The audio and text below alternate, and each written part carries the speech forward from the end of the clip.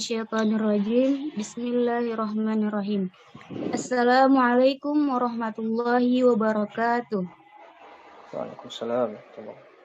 Alhamdulillahirabbil alamin. Kana bi'ibadihi khabiran basira.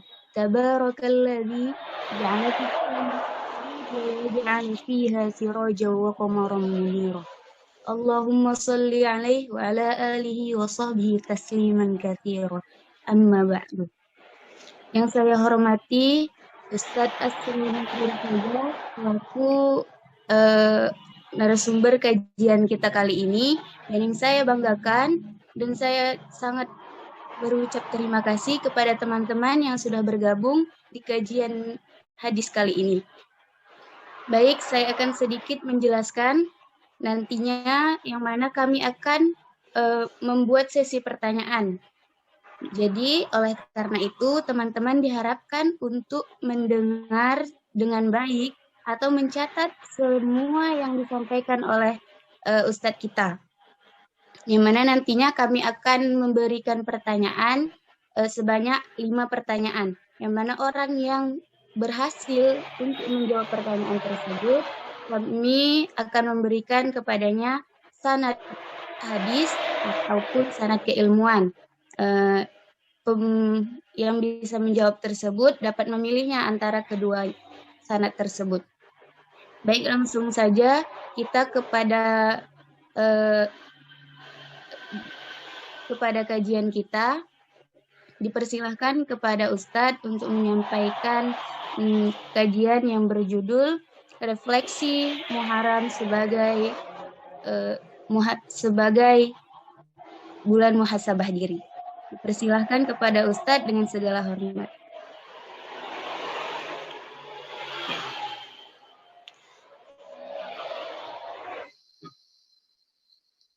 Bismillahirrahmanirrahim. A'udzubillahi minasyaitonirrajim. Bismillahirrahmanirrahim. Allahumma rabbi shrah li sadri wa yassir li amri wa hlul 'uqdatan min lisani yafqahu qawli. Assalamualaikum warahmatullahi wabarakatuh. Waalaikumsalam warahmatullahi wabarakatuh. Alhamdulillahi rabbil alamin wassalatu wassalamu ala asyrafil anbiya'i wal mursalin Sayyidina Muhammadin wa ala alihi wa sahbihi ajma'in. Asyhadu an la ilaha illallah wahdahu la syarikalah wa asyhadu anna Muhammadan abduhu wa rasuluh. Amma ba'd.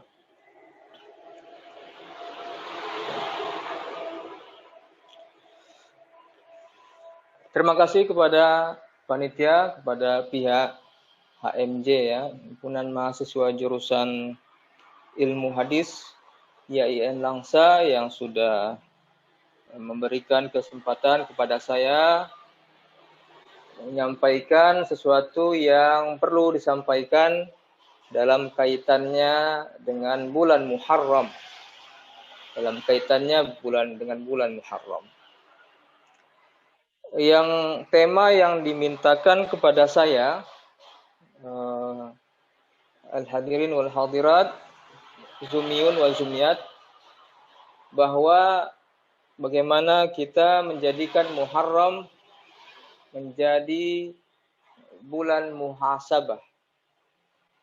Tetapi di sini izinkan saya menyampaikan judul yang lebih sederhana, lebih simplistik, dengan judul Refleksi Muharram saja. Refleksi Muharram. Karena kita berada pada bulan Muharram sekarang, ya, masih pada bulan Muharram. Silahkan selanjutnya.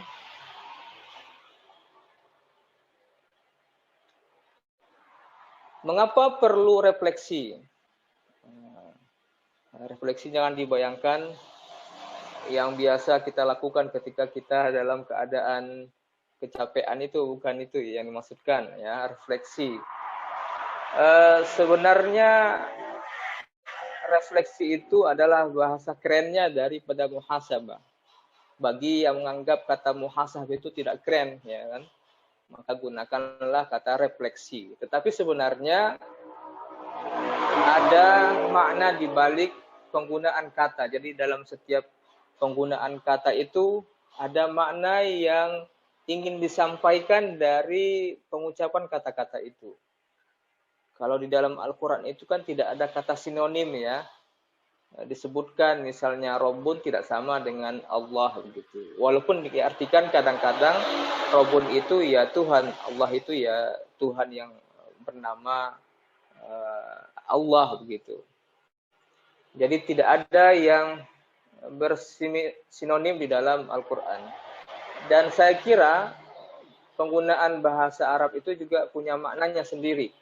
Ketika kita sebut muhasabah, maka dalam pikiran kita ada proses introspeksi diri, ada proses menghitung-hitung diri, memperhatikan diri, tidak abai kepada diri, care terhadap diri.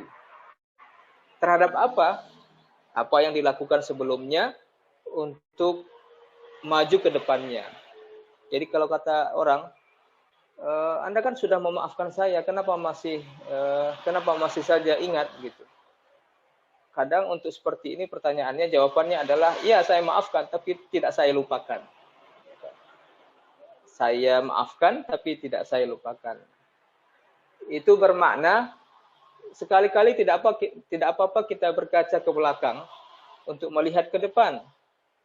Jangan sampai apa yang kita lakukan di belakang hari itu, yang lalu-lalu itu, kita lakukan juga hal yang sama di kemudian harinya.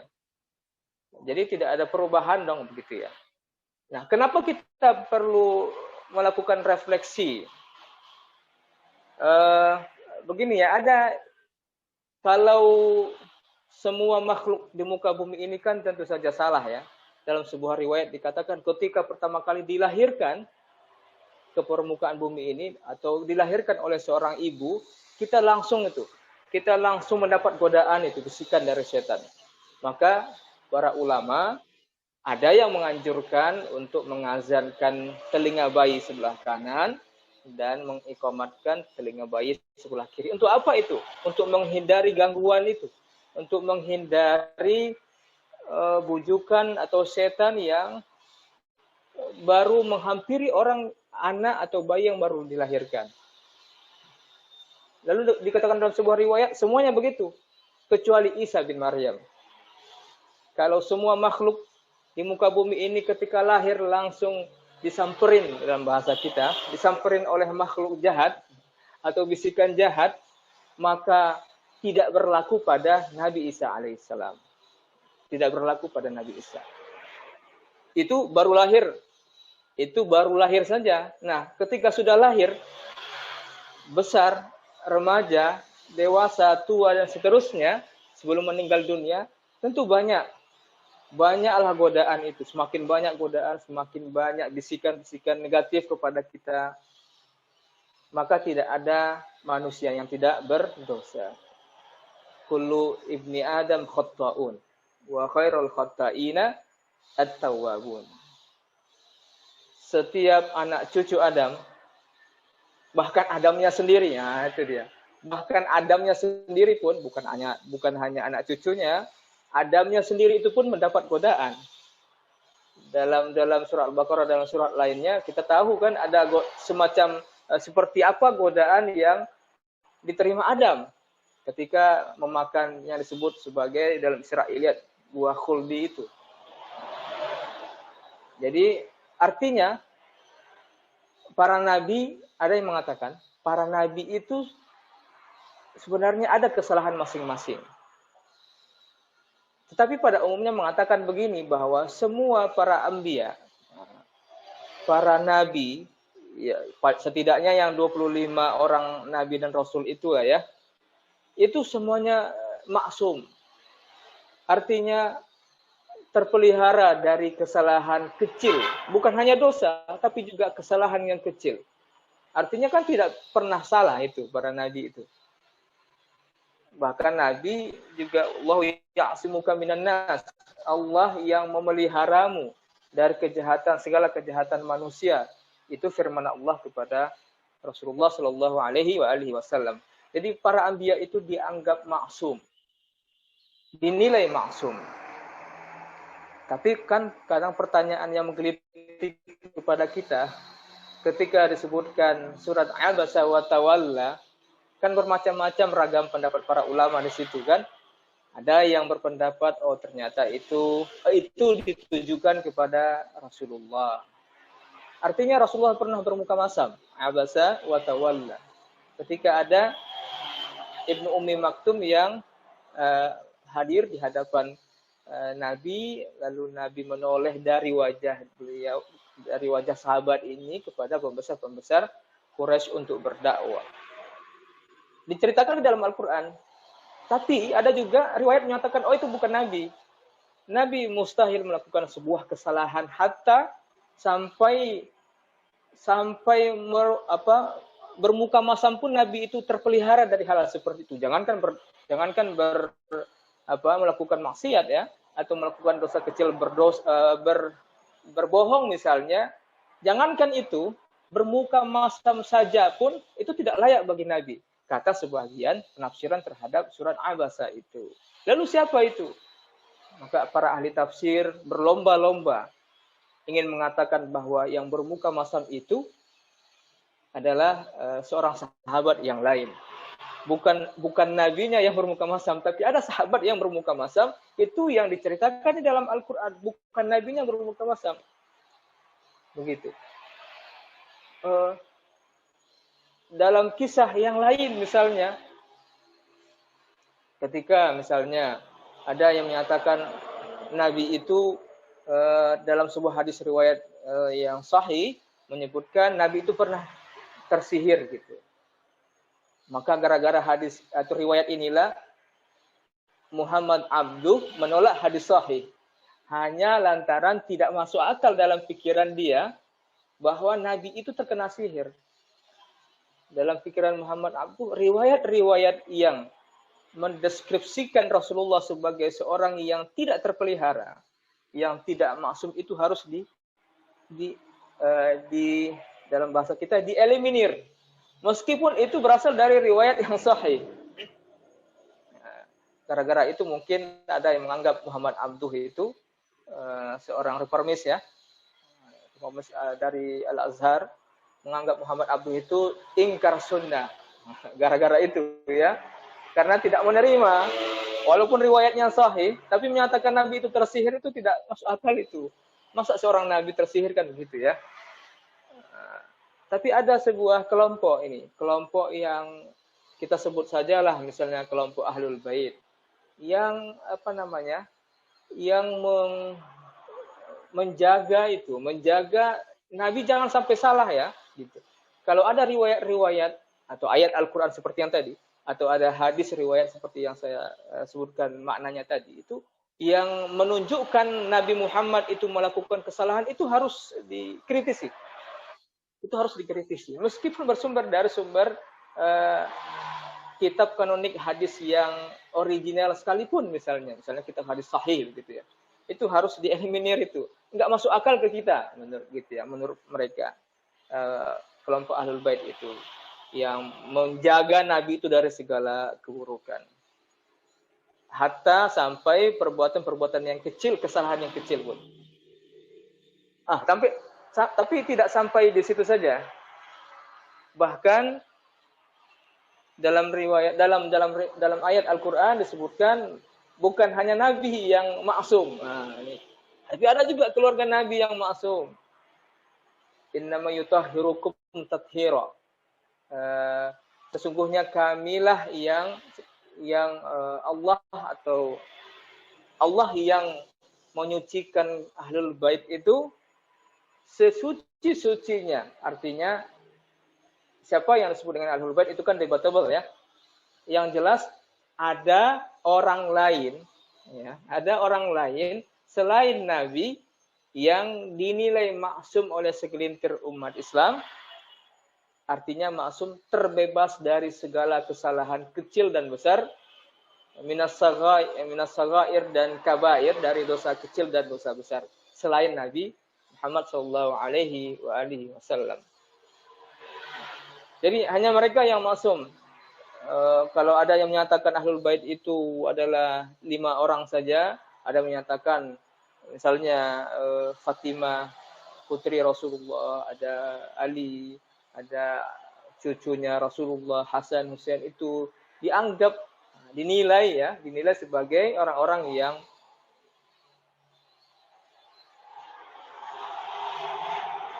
suara saya bisa didengarkan ya? Bisa ya? Bisa. Baik. Dinilai sebagai orang-orang yang maksum. Lalu ada juga yang menafsirkan Ahlul Bait yang maksum itu adalah mereka yang hidup dengan Nabi, para sahabat Rasulullah yang terdekat, istri-istri Rasulullah, putra-putri Rasulullah yang lain. Itu persoalan penafsiran saja. Tapi yang jelas,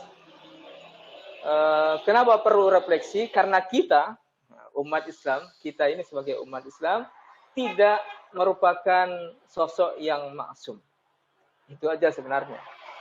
Karena kita bukan orang yang maksum, kita bukan nabi, ya kan?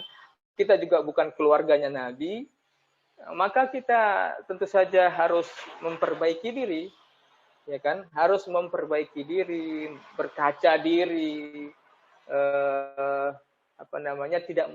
tidak jatuh kepada lubang yang sama. Kalau ada kesalahan kita rubah, kan begitu. Ada yang kurang-kurang kita sempurnakan. Jadi perlu refleksi, perlu berkaca diri itu bagi orang-orang yang tidak maksum. Kalau bagi orang yang maksum ya oke lah. Kita dalam sejarah mencatat ada beberapa orang yang maksum seperti yang disebutkan di dalam slide ini. Nah, kadang kita mendengar juga ada istilah begini ketika menyebut nama ulama begitu. Siapa ulama yang kita bayangkan? Ada ungkapan di belakangnya itu rahimahullah. Nah, itu hati-hati Anda menggunakan. Kalau Anda menggunakan kata rahimahullah atau rahmatullah alaih, itu berarti orangnya sudah meninggal. Jangan nanti sampai Anda menyebutkan nama ulama, Anda ungkapkan kalimat atau doa di belakangnya rahmatullah atau rahimahullah. Itu berarti Anda mendoakan ulama itu supaya cepat mati itu. Jadi harus hati-hati. Yang benar adalah hafizahullah. Kata-kata hafizahullah itu bisa bermakna semoga Allah menjaganya. Jadi orang yang terjaga disebut sebagai orang yang mahfud. Nah, salafus soleh memang tidak maksum. Orang-orang yang soleh yang mendahului kita itu, mereka kan orang-orang yang luar biasa itu keimanan, ibadahnya, segala macam, ilmunya, semuanya. Ada juga yang mungkin yang belum menikah di antara para ulama kita itu, tapi tidak seimbang ibadah yang dia lakukan itu dengan misalnya kita yang menikah, misalnya gitu ya. Bagi yang sudah menikah nih, bagi yang belum supaya menikah kan begitu. Jangan meniru ulama pada bagian itunya, tirulah pada bagian yang lain, itu maksud saya. Jadi artinya ulama yang saleh yang tidak menikah itu pun ilmu dan ibadahnya tidak bisa kita tandingi yang orang yang belakangan yang menikah. Begitu maksud saya. Jadi orang-orang seperti mereka itu sebenarnya, atau kita sebut saja seperti wali, para aulia itu. La ya'riful wali illa wali. Kalau Anda bertanya kepada orang yang soleh lah begitu, Anda tanya, Bapak wali ya? Gitu. Bukan wali kota maksudnya waliullah begitu. Dia paling akan mengatakan Tuhan yang tahu siapa wali Allah itu. Jadi orang-orang yang termasuk aulia, ya kan, atau orang-orang yang termasuk syuhada itu, termasuk juga orang-orang yang terjaga oleh kesalahan-kesalahan yang merusak merusak nama baik mereka. Jadi di samping para nabi yang maksum, dan kita tentu saja tidak termasuk kepada para nabi dan keluarga nabi, dan salafus soleh yang boleh jadi itu mereka lebih terjaga daripada kita, saya kira masih perlu refleksi. Meskipun mereka kita anggaplah mereka tidak banyak kesalahannya, tidak banyak dosanya, tapi dengan ibadah yang mereka telah lakukan itu sudah menutupi, ya kan? Sudah menutupi kesalahan-kesalahan yang mereka lakukan. Maka kita kan dianjurkan ini, ketika menghadiri orang yang meninggal dunia, jangan menceritakan kesalahan-kesalahannya.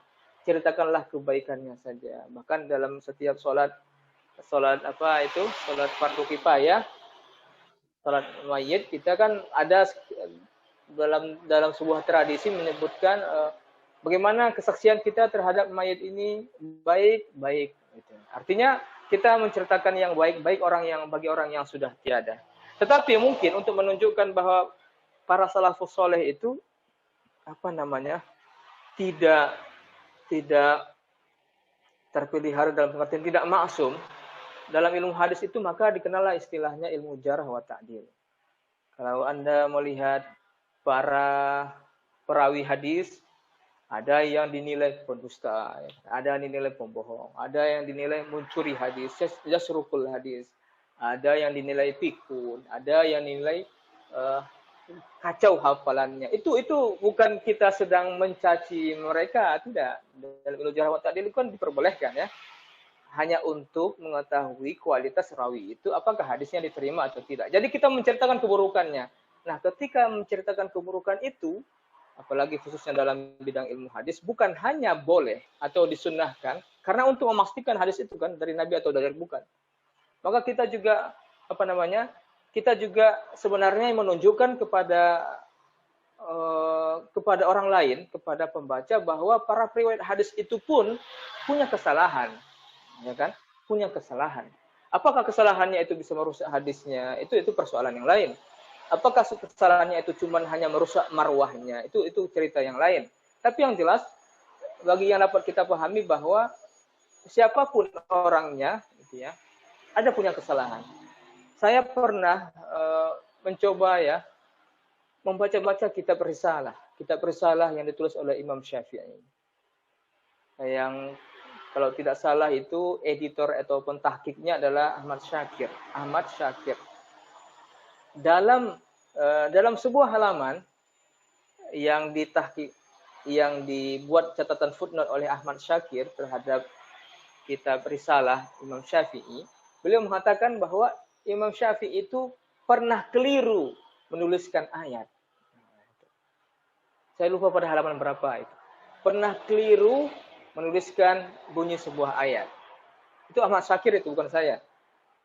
Jadi kalau kita pikir-pikir ya, apa yang dituliskan oleh Ahmad Syakir ini menunjukkan kepada kita Imam Syafi'i, sekaliber Imam Syafi'i yang disebut sebagai Nasirus Sunnah itu pun, ya kan, punya kesalahan, ya kan? Punya kesalahan. Setidaknya punya kekhilafan. Kita tidak menyebutnya kesalahan, tapi punya kekhilafan di dalam karya tulisnya. Salah atau keliru atau khilaf menuliskan sebuah ayat. Itu yang dikatakan oleh Ahmad Syakir dalam sebuah footnote-nya dalam sebuah catatan kakinya. Nah, ini menunjukkan kepada kita bahwa kita bukan orang yang sempurna. Kan begitu ya? Kita bukan orang yang sempurna.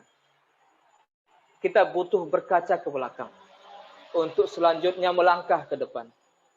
Jangan lupakan sepenuhnya yang di belakang, tapi fokuslah untuk laju dan melaju ke arah ke depan. Selanjutnya, next.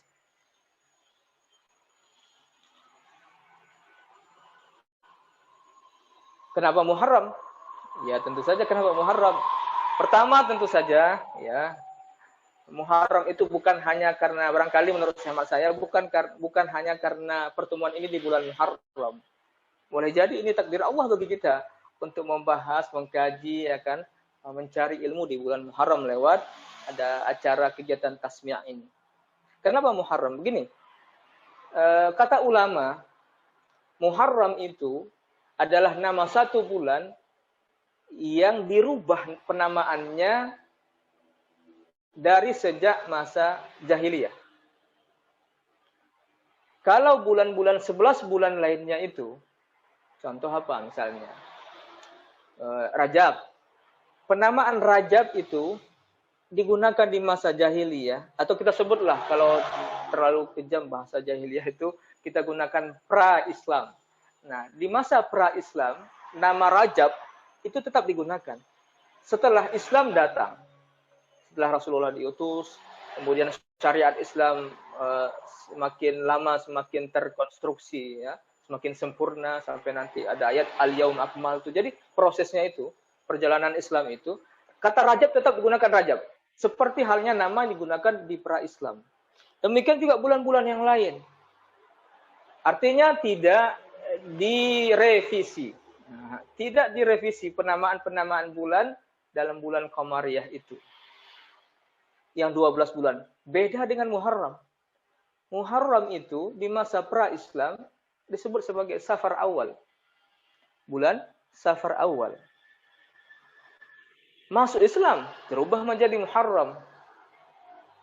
Itu ya, keunikannya ya. Dari aspek sejarahnya. Jadi begini, saya ingin mengatakan begini.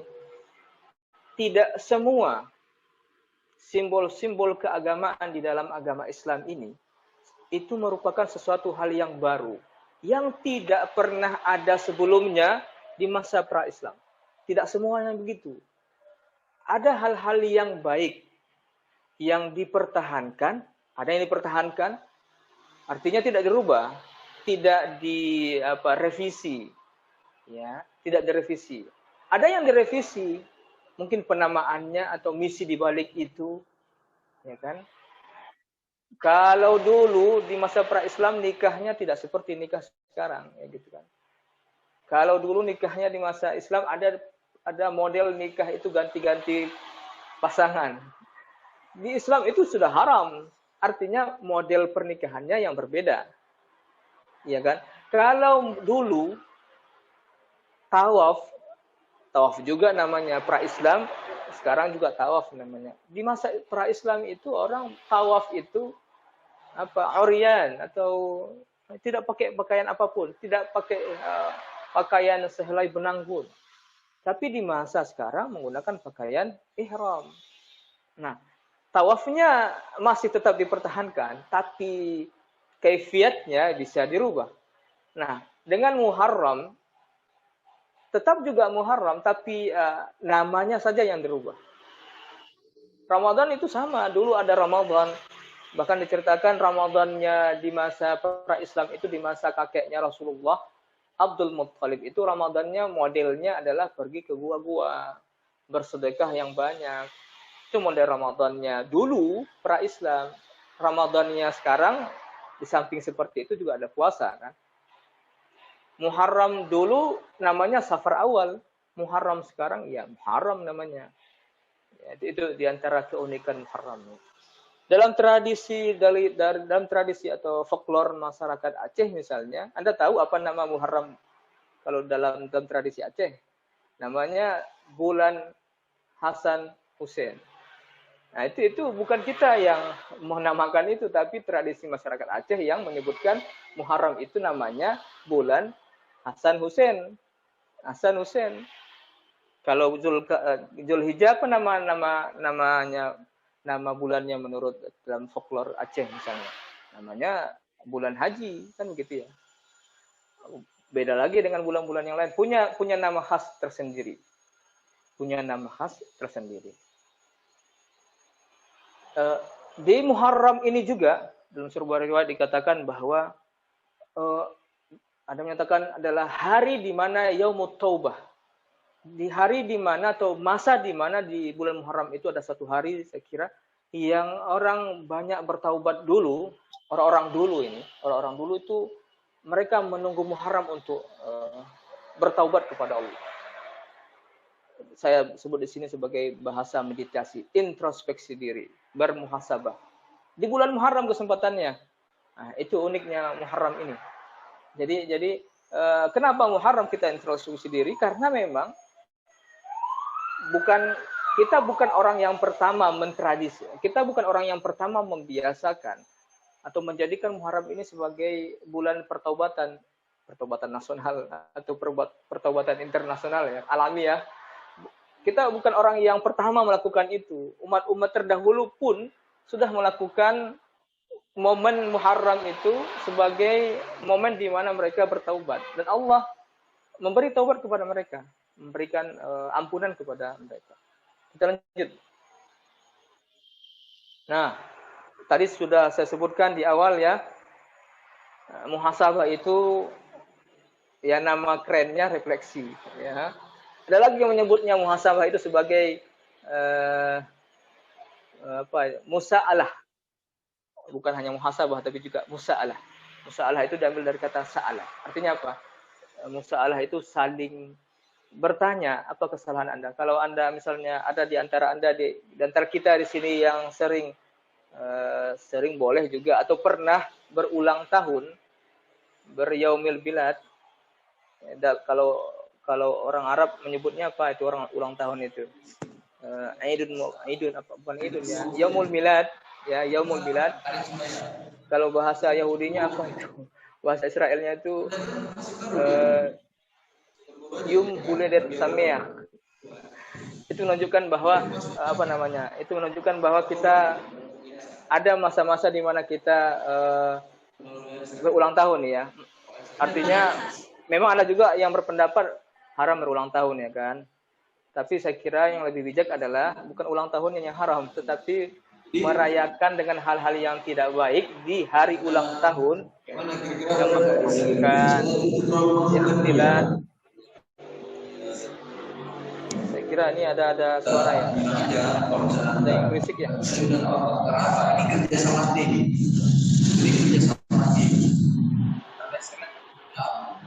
Ya, bagi yang merayakan ulang tahun ya. Biasanya kawan kita kalau ada ulang tahun dia akan mengatakan begini kepada kita. Ya, sampein dong kepada kita apa kesalahan yang pernah saya lakukan kepada Anda selama ini. Nah, gitu. Paling tidak dia akan mengatakan begini. Hari ini kan ulang tahun nih saya. Kira-kira ke depannya gitu ya. Ke depannya saya harus bagaimana ya? Apa yang perlu saya perbaiki ya? Biasanya begitu kita kan. Itu namanya musa'alah. Itu namanya musa'alah. Saling mempertanyakan diri ya. Muhasabah itu juga saling mempertanyakan diri. Muhasabah itu sebetulnya legitimate juga. Legitimate dalam pengertian dia punya dalil ya, punya dalil. Bukan dalilnya hasibu anfusakum qabla an tuhasabu itu. Kalau itu oke lah kalau dalilnya dalam pengertian hadis, sepertinya itu bukan hadis Nabi. Itu kan adalah riwayat dari Umar bin Khattab ya. Tapi yang paling pas itu menjadi dalil untuk bermuhasabah itu adalah ya ayyuhalladzina amanu taqullaha wal tanzur nafsum ma qaddamat lighad wattaqullah. Itu ayat di surah Al-Hasyr ayat 18 itu yang pas sebenarnya menjadi dalil bagi kita untuk senantiasa bermuhasabah. Tentu banyak ayat yang lain ya, tetapi sepertinya itu yang paling populer seperti itu. Sepertinya itu yang sering diungkapkan oleh para agamawan, para pendai untuk menunjukkan perlu bermuhasabah. Muhasabah, saya membaginya kepada dua. Jadi di Muharram ini kita muhasabahnya itu dua model lah. Gak usah banyak-banyak deh, dua aja. Apa itu? Muhasabah refleksi diri satu, yang kedua refleksi sejarah. Dalam bahasa Arabnya muhasabah zatiyah dan muhasabah tarikhiyah. Apa yang dimaksudkan dengan muhasabah zatiyah? Maksudnya begini, kita introspeksi diri kita terhadap apa yang sudah kita lakukan, ya, baik berupa kebiasaan-kebiasaan kita, apa namanya, ibadah kita, amalan kita, untuk merubah. Kalau itu yang buruk, kita rubah menjadi baik, kan begitu. Kalau yang lama itu sudah baik, ditingkatkan menjadi lebih baik. Apa saja yang perlu ditingkatkan menjadi lebih baik? Mari kita lihat syair atau bait syair berikut ini. Next. Ini tercantum di dalam kitab Syarah Az-Zarqani. Imam Az-Zarqani. Imam Abu Abdullah Muhammad Az-Zarqani Al-Maliki. Nanti bisa dicek nih dalam kitabnya Syarah Az-Zarqani ala Mawahib ala Duniyah bi Manah Al-Muhammadiyah. Ini syair nih, bacanya juga beda dengan bahasa Arab yang lain ya. Bagi kita yang tinggal di pesantren atau pernah belajar di pesantren atau pernah di boarding school, cara membacanya mungkin begini ya.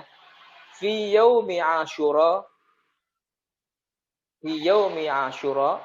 ashrun tattasil biha isnatani walaha fadlun nukil sum solli zur'aliman ud waqtahil ra'sal yatimi imsah tasaddaq waqtasil wa ma'a iyali wa ma'a 'alal 'iyali qallim dhufran wa suratul ikhlasi kul alfa tasil gitu. Jadi iramanya ada LL di belakangnya. Syair ini menunjukkan kepada kita apa yang harus diperbaiki diri. Ini tentu dalam hal ibadah ya. Ada juga akhlak di sini, ada ibadah, ada akhlak. Jadi ada hubungan vertikal kita kepada Allah, ada hubungan horizontal kita kepada sesama manusia. Karena dalam Islam ini kan 3 ya, ada iman, ada Islam, dan ada yang disebut dengan ihsan. Itu semuanya harus sempurna itu.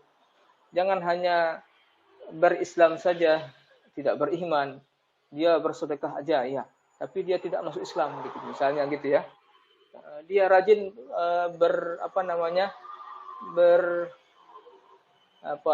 bersemedi misalnya ya. Bermeditasi lah bahasa kita, bermeditasi, tapi dia tidak beriman, tapi dia menolak orang juga, itu namanya berihsan, berislam tapi tidak beriman. Nah, itu sama aja, tidak sama juga seperti gini, dia banyak ilmunya ya kan untuk umat Islam, tapi orang yang non muslim gitu, itu sama aja, dia berarti bohong ya, karena dia tidak beriman. Artinya kita umat Islam ini harus 3-tiganya ini. Beriman juga iya, berislam juga iya, dan ihsan juga iya. Fi yaumin Asyura ashrun tattasil. Nah, pada hari Asyura, Asyura itu 1 hari di bulan Muharram. Jadi begini, keistimewaan Muharram itu salah satunya adalah karena ada tanggal 10 Muharram. Apa yang perlu kita, kalau dalam bahasa ini, apa yang perlu kita refleksi diri? Pertama, kita lanjut saja pada bait yang kedua ya. Pertama adalah puasa. Kalau dulu puasa kita hanya menahan rasa haus dan dahaga saja, kedepannya puasa kita lebih dari itu. Lebih dari itu. Artinya puasa juga dari gosipin orang, dari balas chat orang yang tidak senonoh, tidak baik ya. Kalau dulu hanya menahan diri dari berkata bohong, kalau sekarang juga menahan diri juga dari repost postingan-postingan yang tidak berfaedah, tidak bermanfaat. Itu kan menunjang puasa kita juga itu ya. Banyak orang yang berpuasa, tapi kadang-kadang lupa untuk berpuasa dari hal-hal yang bersifat itu tadi, menjaga panca inderanya, menjaga hatinya, ya kan? Puasanya dari tahun ke tahun begitu juga, nggak ada naik-naik kualitasnya. Kalau kualitasnya tahun lalu puasanya 80, hari ini puasanya 80 juga. Ya kan? Kalau dulu misalnya dia sering berpuasa Senin Kamis, sekarang mungkin Senin saja atau Kamis saja, atau tidak pernah berpuasa sama sekali. Kecuali dia punya uzur ya. Maksud saya bagi orang-orang yang mampu ya, bagi orang-orang yang mampu. Artinya puasa kita harus berubah. Berubah bukan bentuknya berubah, tapi kualitasnya harus berubah. Apalagi yang perlu kita rubah nih sebagai refleksi diri kita ke dalam. Salat kita, kalau dulu salat kita masih ingat mata kuliah apa yang belum dimasuki, sekarang salat kita harus khusyuk, betul-betul khusyuk kepada Allah. Kalau dulu salat kita rawatibnya kurang, kalau sekarang rawatibnya perlu ditambah. Kualitasnya juga harus perlu ditingkatkan. Salat juga perlu makanya ada orang yang berpendapat begini. Salat fikih itu tidak sama dengan salat sufi. sholat fikih sentris dengan sufi sentris itu berbeda. Kalau sholat fikih, dia hanya mempertimbangkan sah atau batal nggak ya sholat saya. Tapi kalau orang yang sudah naik peringkat, sudah sholat versi sufistik, ahli tasawuf misalnya, dia akan berpikir, sholat saya diterima apa enggak ya? Sholat saya diterima oleh Allah apa tidak? Makbul atau mardud ya?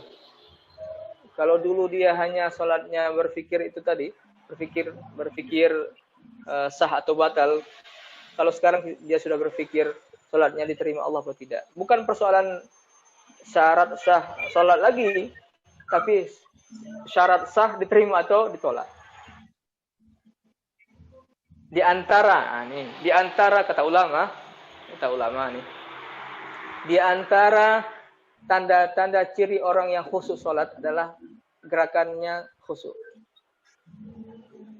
Makanya kita kadang-kadang kesal juga ya.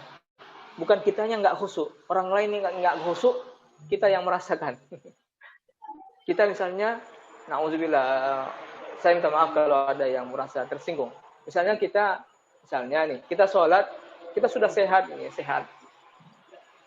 Kita sholat, di samping kita orang sakit. Ketahuan dia sakit ketika kita sedang sholat. Apa buktinya dia sakit? Dia batuk misalnya. Batuknya keluar dahaknya ditahannya. Kita berada di sampingnya, itu kan mengganggu ya. Mengganggu kehusukan kita itu. Bukan kita yang membuat kita tidak khusyuk. Orang lain yang membuat kita tidak khusyuk. Atau kita sendiri misalnya. Sholat kita, mata kita kemana-mana. Gerakan kita banyak. Dalam posisi berdiri aja sudah berbagai macam gerakan kita mainkan. Misalnya gitu ya. Itu kata ulama tidak khusyuk itu. Kalau sholatnya tidak khusyuk, sholatnya tidak diterima. Itu salatnya versi tasawuf. Kemudian ada lagi di sini, zur aliman, berkunjunglah kepada para ulama. Nah, kalau dulu tidak pernah berkunjung kepada ulama karena COVID-19, sekarang tidak, saya kira ya tidak separah dulu lah ya. Mungkin masih ada COVID, tapi tidak separah dulu. Berkunjunglah kepada para ulama. Mencari berkah. Cara orang berkunjung kepada ulama, mencari berkahnya ulama itu beda-beda. Ada yang mencari berkah kepada ulama dengan bukan cipika-cipikinya ya, tapi mencium tangannya, ya, mencium tangan ulama itu. Ini ngomong-ngomong ceritanya sampai jam berapa saya nih? Hah? Sampai jam berapa ini?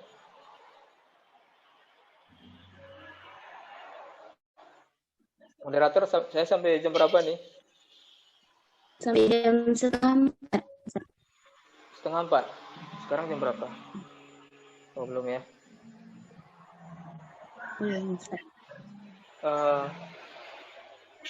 Ekspresi atau cara orang untuk mencari berkah ulama itu ya bukan hanya cipika-cipiki. Kalau orang Arab itu bukan cipika-cipiki. Nih, cium ini nih. Cium apa ini namanya nih? Ini dahi ya. Kalau kita praktekkan di Indonesia mencium dahinya ulama itu. Anda kan harus megang kepalanya ulama itu, ya kan? Bisa lucu jadinya. Artinya tidak beda-beda lah. Beda-beda ekspresi orang. Kalau dulu di masa periwayat hadis yang bernama Imam Muslim, Imam Al-Bukhari, yang paling tua itu Al-Bukhari kan. Yang mudanya Muslim. Muslim punya guru bernama Al-Bukhari. Ketika mereka jumpa, cara ya, ekspresi mencari berkah guru itu adalah mencium kakinya. Itu yang digambarkan. Coba Anda sekarang cium kaki guru, bisa kabur gurunya. Atau apaan ini begitu ya. Ya, artinya beda-beda lah. Kalau orang-orang dulu, ini orang dulu nih, cari berkah ilmu ulama itu dengan mengkonsumsi sisa makanannya. Coba Anda melakukan itu. Apa Anda bisa itu? Nah, itu beda ya. Ekspresi orang mencari berkah ke guru itu beda-beda. Tapi yang paling ditekankan di sini adalah kan mengunjungi ulama itu ya. Zur aliman. Kunjungilah, berziarahlah kepada para ulama. Dulu saya kira ya, mengunjungi ulama itu apa namanya? Yang bisa kita jangkau lah, bisa kita bertemu dengan mereka langsung ya. berhadap-hadapan begitu. Tetapi kalau dia berada di luar negeri, kita tidak punya paspor misalnya, tidak pernah berkunjung ke luar negeri, kita bisa berhadap-hadapan lewat media elektronik, media sosial ya. Itu termasuk juga saya kira itu ya, termasuk kepada zuru aliman itu. Kemudian ada lagi yaud, menziarahi orang sakit, berkunjung kepada orang sakit. Kalau dulu kita malas berkunjung kepada orang sakit, sekarang kita kalau bisa mencari siapa yang sakit nih, yang perlu dikunjungi gitu.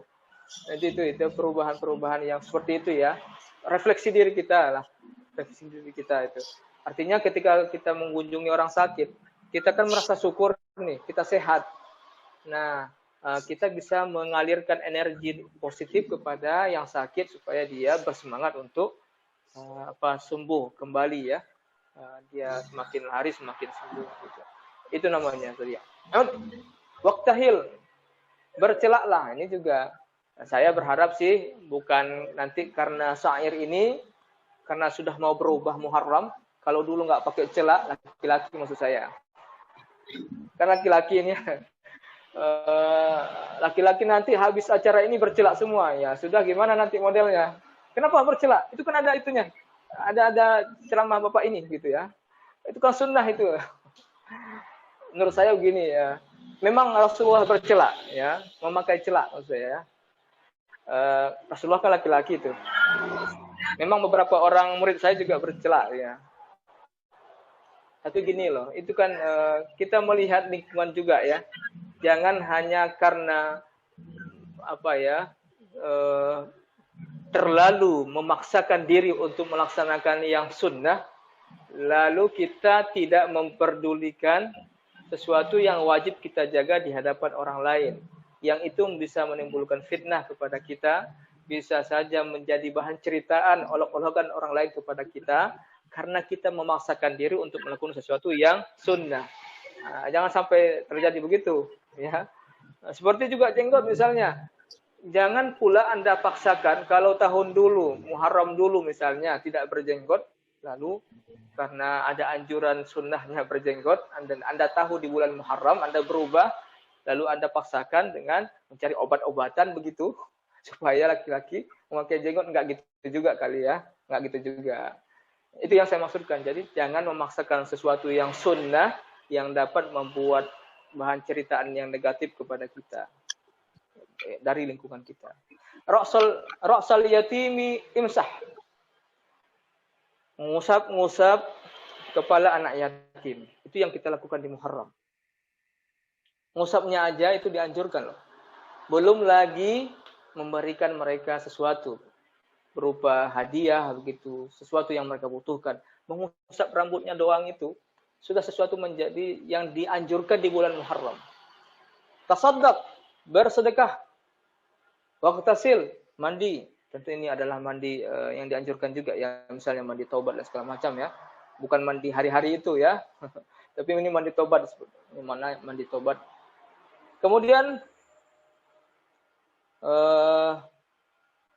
alal ayal, wasi' sebenarnya ini ya, bukan wama'. Wasi' alal ayal, maksudnya lebih memberikan nafkah yang lebih banyak kepada keluarga di bulan Muharram, itu maksudnya. Jadi ada kata yang di situ yang kurang ya, bukan wama'a tapi wasi' alal ayal. Khallim dhafran, memotong kuku. Itu yang kita lakukan di bulan Muharram ini. Maksudnya adalah menjaga kebersihan ya. Kalau kita dulu bersihnya setengah-setengah atau dulu bersihnya zahir saja, maka di bulan Muharram ini kita jadikan kebersihan itu tidak pada fisik kita saja, tapi juga kita jadikan bersihnya hati kita ini pun adalah sebuah perubahan yang perlu bagi kita untuk melakukan itu ketika datang bulan Muharram ini. Jadi kalau kita dulu hanya memperhatikan yang bersih-bersih, yang tampak, kalau sekarang mari kita bersihkan diri kita dari misalnya hal-hal negatif, akhlak-akhlak mazmumah yang tidak tampak oleh mata orang lain, gitu ya. Misalnya suudzon, kalau kita dulu sering suudzon, ya kan, Jangan sekarang ini kurangi suudzonnya, atau kalau perlu tidak suudzon sama sekali. Jangan nanti apa-apa sedikit suudzon sama orang. Tidak apa namanya, tidak enakan sama orang. Itu harus dirubah ya. Terakhir di sini sebutkan apa yang perlu kita introspeksi adalah ini amalan saya kira ini wasuratul ikhlasi qul al-fasir. Baca surah Al-Ikhlas 1000 kali. Membaca surat Al-Ikhlas 1000 kali tanpa jeda. Maksudnya tanpa jeda ketika sudah membaca surah Al-Ikhlas 50 kali kita kerja dulu gitu. Lalu kita lanjut ke 51 enggak gitu. Nah, jadi kita membaca surah Al-Ikhlas itu berkelanjutan tanpa jeda sebanyak 1000 kali. Surah Al-Ikhlas ini luar biasa karena merupakan surat ketauhidan, ya, surat ketauhidan, dan Nabi Muhammad SAW pernah bersabda bahwa kira-kira maknanya begini, siapa yang takut ada kefakiran di dalam rumahnya, masukilah rumah Anda dengan membacakan surah Al-Ikhlas. Ada ulama mengatakan sebanyak-banyaknya. Jadi pas masuk rumah, baca surah Al-Ikhlas. Jangan hanya Assalamualaikum, misalnya gitu aja. Atau masuk aja begitu. Tidak ada membaca apa-apa gitu misalnya kan. Jadi harus kedepannya ini kita masuk rumah membaca surah Al-Ikhlas. Semampunya berapa? Dapat 5, dapat 3. Jangan pula kelamaan di depan pintunya. Nanti malah keluarga kita bertanya-tanya, kenapa lama di pintu, ya kan?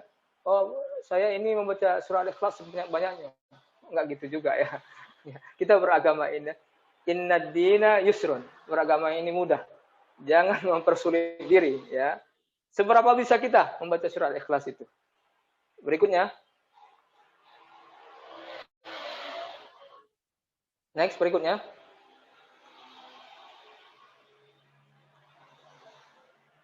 Ini masih ada orangnya ini. Slide berikutnya. Oke. Muhasabah yang kedua adalah refleksi sejarah. Nah, ini penting ini. Di samping kita memperbaiki diri kita menjadi lebih baik, ibadah kita kualitasnya lebih baik, ditingkatkan jumlah dan kuantitas dan kualitasnya, kita sedikit berkaca kepada sebuah riwayat dari Rasulullah yang diperoleh dari sahabat Ibnu Abbas. Dalam Sahih Bukhari ada, dalam Musnad Ahmad bin Hanbal ada, dalam Sahih Ibnu Hibban juga ada. Dalam kitab-kitab Syu'abul Iman Al-Baihaqi juga ada, dan kitab-kitab hadis lainnya. Apa bunyi hadisnya? An Ibnu Abbas radhiyallahu taala anhuma anna Nabi sallallahu alaihi wasallam lamma qadima al-Madinata wajadahum yasumuna yawman yakni Asyura. Faqalu hadha yawmun 'azim wa huwa yawmun najjallahu fihi Musa wa aghraqa ala fir'auna fasama Musa syukran lillah faqala Rasulullah SAW ana aula bi Musa minhum fasamahu wa amara bisyam. Ini menarik ini. Ini hadis yang banyak digunakan untuk menunjukkan dalil puasa hari ke-10 bulan Muharram. Apa yang perlu kita ambil? Apa yang perlu kita refleksikan ini dari hadis ini? Ceritanya kan begini nih. Ketika Rasulullah pertama kali masuk kota Madinah, ini mungkin terkait dengan cerita hijrah ya. Rasulullah menemukan orang-orang Yahudi, karena orang-orang Yahudi yang ada di situ ya, berpuasa pada satu hari. Disebut sebagai puasa Asyura. Lalu ditanya, Rasulullah SAW bertanya kepada mereka, kenapa kalian puasa di hari ini? Gitu. Mereka menjawab, hari ini hari yang luar biasa, hari yang spektakuler. Ya. Hada yaumun azim. Kenapa spektakuler? Kenapa luar biasa hari ini? Karena pada hari ini, yaumun najjallahu fihi Musa. Allah menyelamatkan pada hari 10 Muharram itu Nabi Musa dari kejaran Fir'aun. Terbayang bagi kita ya, bagaimana pengejaran yang dilakukan oleh Fir'aun wa malaih dan bala tentaranya dalam mengejar Nabi Musa dan Bani Israel. Dalam ceritanya pada slide berikutnya nanti itu ada ya, melewati Laut Merah. Nah, Allah menyelamatkan Bani Israel dengan membelahnya laut itu pada hari itu, pada hari Asyura itu, 10 Muharram. Dan ketika Fir'aun nyusul dari belakang, disitulah mereka ditenggelamkan. Tenggelam karena mengejar Nabi Musa yang sudah melewati Al-Bahar, laut atau laut merah ya. Lalu Musa, Musa dulunya kata orang Yahudi ini berpuasa di hari itu sebagai bukti syukran lillah, sebagai tanda syukur kepada Allah Subhanahu wa taala. Lalu Nabi mengatakan, kalau begitu ana aula bi Musa minhum. Ini kata Rasulullah kepada umatnya ini. Kalau begitu saya dong yang lebih berhak dengan Musa daripada mereka orang Yahudi itu. Gitu. Lalu Rasulullah SAW berpuasa pada hari 10 Muharram itu, dan Rasulullah menyuruh umatnya untuk berpuasa di 10 Muharram. Mungkin ada di antara kita yang dulu pada tanggal 10, 9, 10, 11 tidak puasa kemarin. Insya Allah ke depannya puasalah. Ya. Mau 9, 10 boleh, 10 saja boleh, 9, 10, 11 juga boleh. Nah, tapi yang ingin saya ungkapkan di sini adalah di sini ada cerita. Seperti yang saya sebutkan tadi, tidak semua ajaran Islam itu sama sekali baru, tidak pernah dilakukan sama sekali oleh orang-orang terdahulu bagi kita, daripada kita. Ada ibadah-ibadah yang dilakukan juga orang-orang terdahulu, maksud saya adalah selain umat Islam. Kita lakukan pada saat kita ada di sini. Dilakukan oleh umat Islam juga. Inilah dia contohnya. Ini contohnya ya. Contoh konkretnya. Yaitu dengan puasa pada 10 Muharram. Mungkin bisa selanjutnya. Nah, ini sebetulnya banyak nih sejarah-sejarah ya. Sejarah yang menjadi bahan refleksi kita. Begini ya. Di dalam Al-Qur'an kan ada namanya kisah. Dalam bentuk lain itu qisas. Qasas bukan kisah ya. Qasas itu adalah jamak dari kisah. Kisah yang dimaksudkan di sini adalah kisah para nabi ya kan, yang diceritakan di dalam Al-Qur'an. Ada dua pendapat para ulama terkait dengan keaslian, terkait dengan kebenaran kisah yang ada atau qasas yang ada di dalam Al-Qur'an. Ada ulama yang menyatakan itu memang betul-betul terjadi. Ya, artinya semua kisah termasuk cerita Nabi Khidir segala macam itu yang membunuh bukan Nabi Khidir yang membunuh. Nabi Khidir ya. Nabi Khidir yang membunuh seorang anak lalu dikomentari oleh Musa ya gitu ya. Termasuk cerita-cerita seperti itu memang betul-betul terjadi menurut para ulama. Misalnya Ashabul Kahfi itu memang betul-betul terjadi dan bisa disaksikan, ada bukti sejarahnya, ada jejak-jejak jejak-jejak historiknya. Tapi ada ulama yang berpendapat atau setidaknya ilmuwan lah yang berpendapat bahwa sebenarnya dalam Al-Qur'an itu kita tidak disuruh untuk melacak keaslian cerita di dalam Al-Qur'an. Kita hanya disuruh, artinya gini, Islam tidak mengajak kita berupaya untuk membuktikan apakah kisah dalam Al-Quran itu ada atau tidak.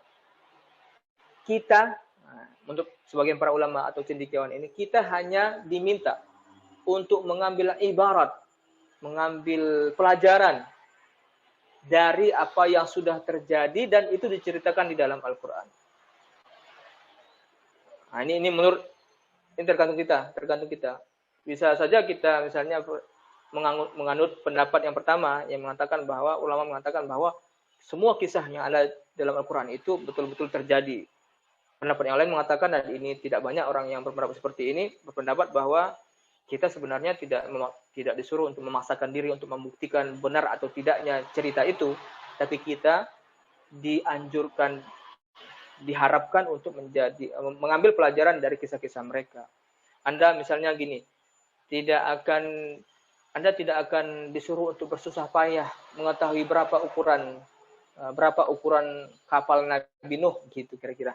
Anda juga tidak dianjurkan untuk bersusah payah mempertanyakan apa pohon yang dimakan oleh Nabi Adam alaihissalam itu, begitu ya. Dan Anda juga tidak dianjurkan untuk bersusah payah mencari tahu siapa yang menggoda Adam itu, apakah bentuknya ular atau bentuknya berupa dalam bentuk jin, iblis. Kan ada cerita itu Israiliyat menyatakan yang menggoda Nabi Adam itu adalah seekor ular kan begitu ya. Dan juga Israiliyat menyatakan bahwa yang dimakan itu namanya buah khuldi, buah kekekalan, buah keabadian. Nah, itu cerita-cerita Israiliyat lah itu. Rasulullah menyatakan la tukadzibuhum wa la tusaddiquhum. Jangan percayai 100% cerita-cerita seperti itu dan jangan juga buang sepenuhnya cerita-cerita yang seperti itu.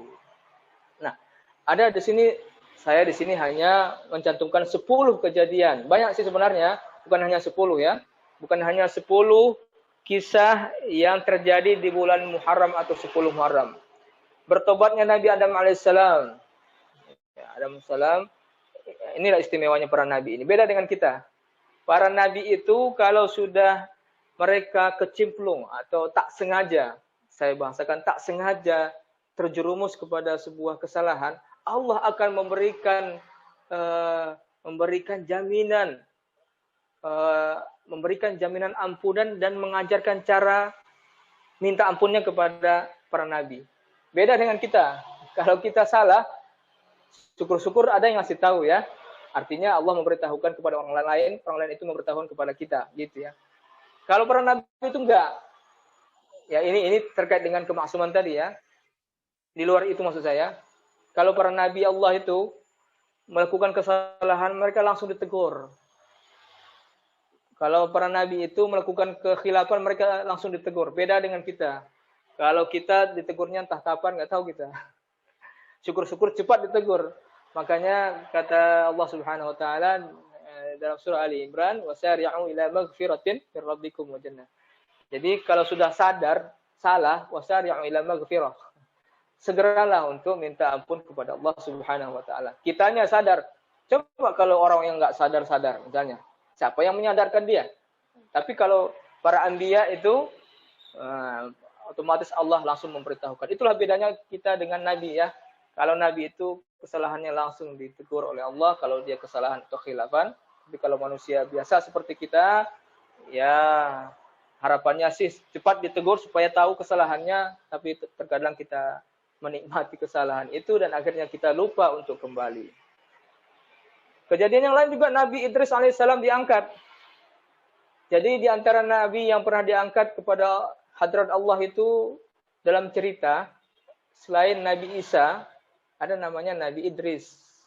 Nabi Idris ini di kalangan keilmuan Latin disebut juga ada menyebutnya Hermes.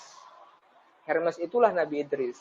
Nabi Idris ini punya kemampuan yang luar biasa. Ada yang menyatakan pertama kali yang bisa tulis baca adalah manusia yang pertama kali tulis baca adalah Nabi Idris. Nabi yang pertama kali bisa menjahit Nabi Idris. Jadi ibaratnya Nabi Idris ini adalah sosok Nabi yang smart, yang intelektual. Kan para Nabi itu diwakili dengan keilmuan, dengan keistimewaan masing-masing ya. Ada Nabi yang sangat sabar, ada yang Nabi yang sangat kaya, gitu ya. Ada Nabi yang sangat tampan. Kalau Nabi Idris ini termasuk dianggap sebagai Nabi yang sangat cerdas.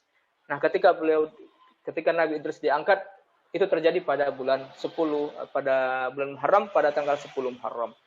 Demikian juga Nabi Nuh yang selamat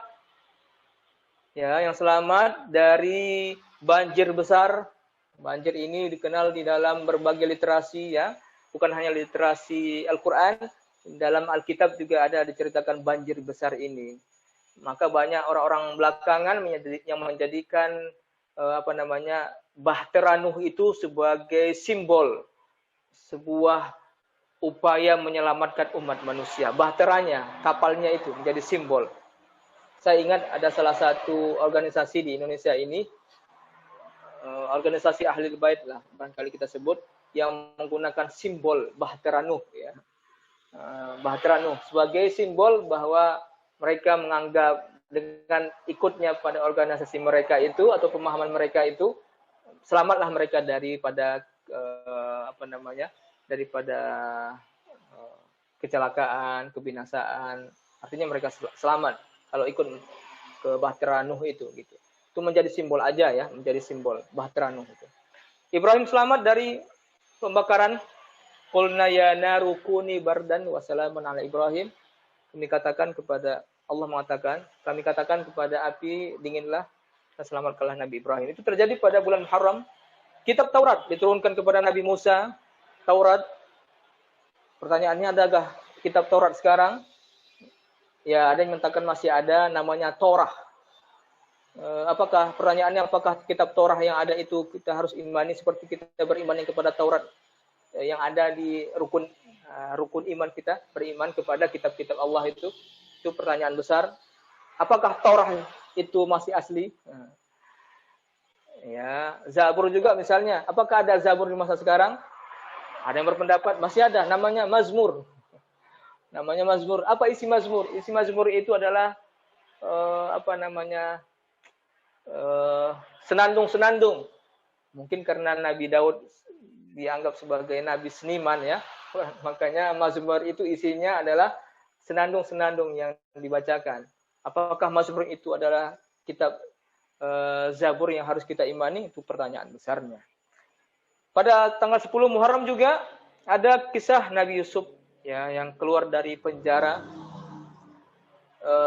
Saya ingin mengatakan kepada Anda, tidak semua orang yang masuk penjara itu tidak baik. Tidak semua orang-orang yang masuk atau keluar dari penjara itu adalah orang yang tidak baik. Ya, kebaikan yang sebenarnya ya kita serahkanlah kepada manusia, kepada hakim misalnya ya. Tapi tidak semua yang keluar penjara itu adalah orang-orang yang tidak baik.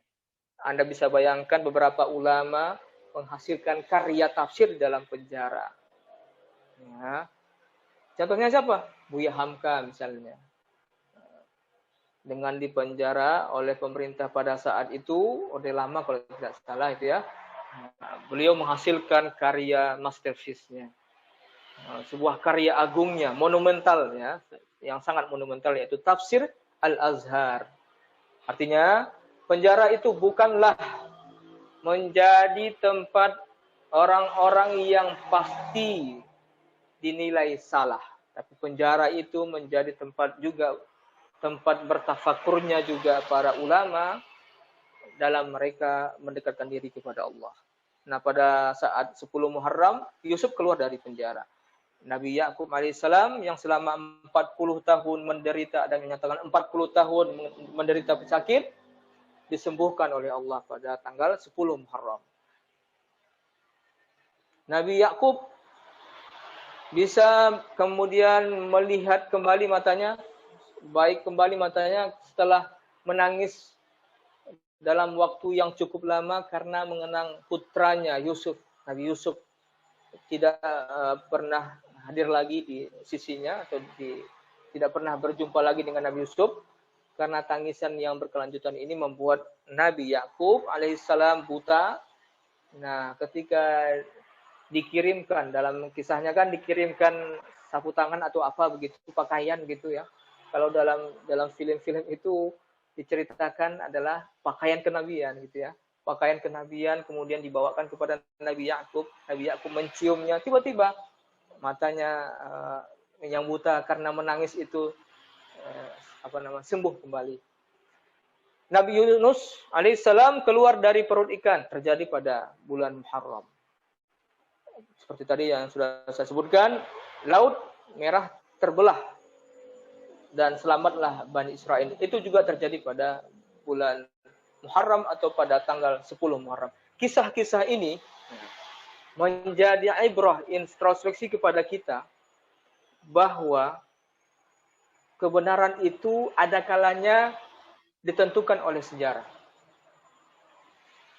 Boleh jadi pada saat ini itu bukan dinilai sebuah kebenaran, tapi bertahun-tahun setelah itu, atau sampai boleh jadi yang melakukannya sudah meninggal dunia, baru diakui itu sebuah kebenaran.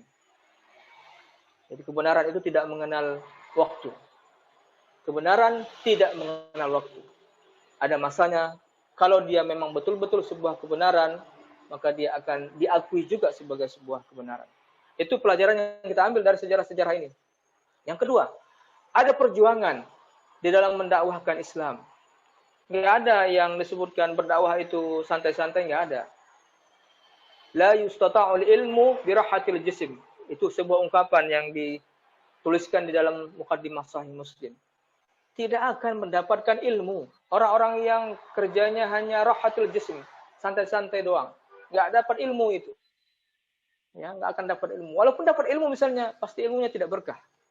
Jadi ada mujahadah, ada perjuangan. Apapun yang ingin kita tujukan harus berjuang dulu dong. Mendapatkan anak gadis orang, berjuang, jangan santai-santai saja. Pingin dapat wanita soleha, tapi tidak pernah berjuang. Tidak pernah berusaha misalnya, atau cuman pokoknya tidak maksimal dalam sebuah cita-cita itu. Ini pelajaran, ini refleksinya dari sejarah-sejarah para nabiullah ini, para anbiya ini kepada kita. Itu yang kedua ya. Yang ketiga adalah kita juga menjadikan kisah mereka ini menjadi sebuah panutan. Sebuah panutan, nilai baik, sebuah legacy, peninggalan yang tidak terlupakan, dan kita ceritakan kembali kepada generasi kita belakangan, generasi penerus kita. Artinya, kita menguasai, kita memahami cerita mereka untuk kita sampaikan kembali kepada orang-orang yang generasi setelah kita. Jangan berhenti hanya pada pembacaan kita saja. Oke, next berikutnya. Slide-nya. Monggo.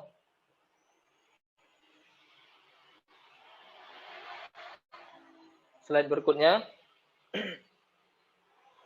Nah, jadi berubahlah kita. Mari kita berubah. Setelah refleksi harus berubah. Berubah apanya? Yang pertama, ibadah kita. Kuantitas, kualitas ibadah kita harus berubah. Kalau dulu jumlahnya, nilainya misalnya 70, tingkatkan menjadi 80. Ibadahnya ya, kuantitas dan kualitas ibadahnya. Itu seperti yang tadi saya sebutkan. Kalau kita sholat itu jangan hanya berorientasi kepada fikihnya saja. Kalau sudah sah, amanlah itu. Kan gitu ya. Pokoknya dianggap tidak batal lah pokoknya. Jangan sampai batal. Kalau sudah sah dalam fikih, sah lah itu. Enggak gitu juga. Kita harus meningkat menjadi ibadah yang sofistisasi. Apa itu ibadah yang sofistisasi? Kita harus berpikir, ibadah kita diterima enggak ya? Kalau secara fikih, iya sah. Tetapi apakah diterima atau tidak? Jadi harus berubah. Itu yang harus satu hal yang harus kita rubah ketika kita pada momen Muharram ini. Ibadah kita itu harus, orientasinya harus berubah. Selanjutnya.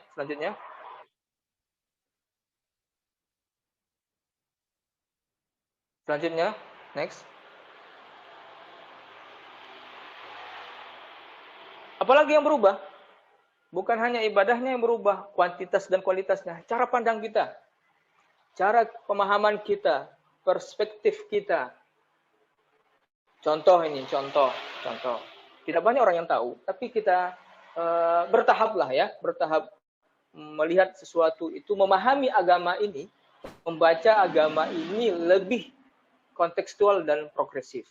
Contoh, pertanyaannya, Kalau Anda misalnya membaca sebuah ayat yang menyatakan, wahai para nabi, ya ayyuhan nabi, kul li azwajika, katakanlah kepada istri-istrimu, orang-orang beriman, ayyudnina, menjulurkan min jalabibihinna, menjulurkan jilbab mereka.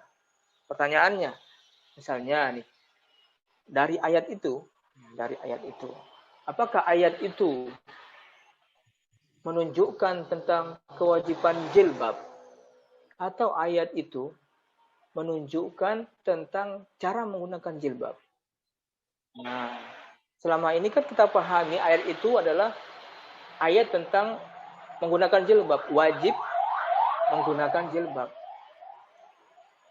Tapi kalau kita perhatikan kontekstualnya, apa historical di balik turunnya ayat itu, kenapa ayat itu nuzul, kenapa ayat itu turun dan menyatakan bahwa jilbab itu menutup menjulurkan jilbab, lalu jilbab itu untuk membedakan atau menjauhkan dari gangguan orang-orang jahil misalnya dalam ayat itu misalnya. Jadi kalau kita perhatikan misalnya ada sebuah tafsir yang ditulis oleh Izzah Darwazah, Tafsirul Hadis. Judul tafsirnya adalah Tafsirul Hadis. Pada jilid yang kedua disebutkan di situ bahwa pada ayat itu tidak menunjukkan bahwa jilbab itu adalah syariat yang pertama kali. Laisa syara'an jadidan. Bukanlah dengan ayat itu ya, dengan ayat itu. Kita tidak menggunakan ayat yang lain dulu. Kita fokus kepada ayat tersebut. Bukanlah dikatakan oleh ahli tafsir itu, Izzah Darwazah itu bukanlah menunjukkan, ayat ini bukan menunjukkan bahwa syariat jilbab itu pertama kali ada. Maksudnya ayat itu tidak menunjukkan jilbab itu wajib pada ayat itu. Tidak. Ayat itu menunjukkan cara menggunakan jilbab. Fi bi'atin Nabi sallallahu alaihi wasallam, di lingkungan di mana Nabi hidup pada saat itu. Untuk apa? Untuk agar mereka selamat dari gangguan orang-orang jahil. Kita tahu bahwa ada kebiasaan. Ya, ada kebiasaan di zaman Nabi itu perempuan itu mereka baru nyaman keluarnya pada malam hari. Pada malam hari mereka keluar kan? Nah, siapa yang bisa menjamin mereka aman dari orang-orang jahil pada malam hari? Maka untuk menjaga dari gangguan-gangguan orang jahil pada malam hari kepada kaum perempuan di masa Nabi, maka digunakanlah jilbab. Cara menggunakan jilbab adalah menutup ke bagian tubuh bagian atas. Jadi dalam tafsir ini mengatakan bahwa ayat itu tidak mewajibkan jilbab, tapi menceritakan kepada audien, kepada pembaca ayat, bahwa jilbab itu menggunakannya begini loh. Kalau dalam bahasa saya itu tutorial jilbab. Cara menggunakan jilbab. Cara menggunakan jilbab, karena begini, jilbab itu di masa pra-Islam, untuk tidak mengatakannya jahiliyah, itu sudah digunakan. Artinya jilbab bukan syariat pertama memang. Jilbab sudah digunakan, tetapi cara penggunaannya yang non-syar'i. Bagaimana penggunaan jilbab yang non-syar'i di masa pra-Islam? Yaitu mereka menutupkan bagian kepalanya dan menjulurkan pada bagian belakang, pada bagian punggung. Dan ini terbuka. Datang Islam dengan ayat itu mengatakan julurkan sampai menutup bagian depan. Itu tutorial menggunakan jilbab. Nah, cara pandang seperti ini kan cara pandang yang mungkin mengundang pertanyaan bagi kita.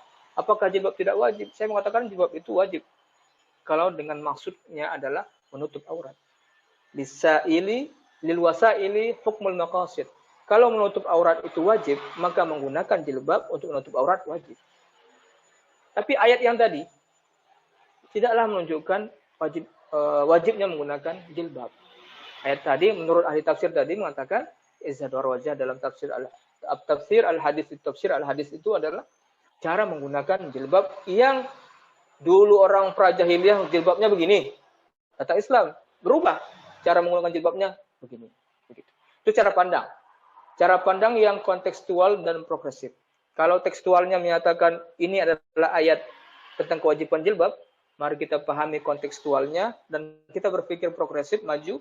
oh ternyata ayat ini sebenarnya tidak menceritakan tentang kewajiban jilbab, tapi menceritakan cara menggunakan jilbab. Terima kasih atas segala perhatian.